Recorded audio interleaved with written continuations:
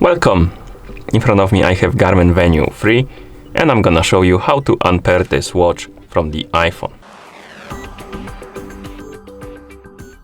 First thing we need to do is to open the Garmin Connect application on the iPhone that is paired with our watch. So let's open the app.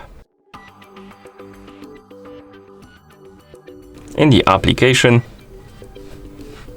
you should see My Day page. Now tap on More, scroll down, select Garmin devices. Here select your Venu 3 from the list of devices. And on the device page, tap on the More Options icon. Come on. Okay, then tap on Remove Device and tap on Yes. Now we can close the application, open the settings on our iPhone. In settings, find the Bluetooth option, tap on it, and here you should see list of my devices. On it, you should see watch. Once you see it, tap on the info icon next to it, then tap on forget this device and tap on forget. And now we can close the settings, and at this point, the watch is unpaired from your iPhone. Thank you for watching.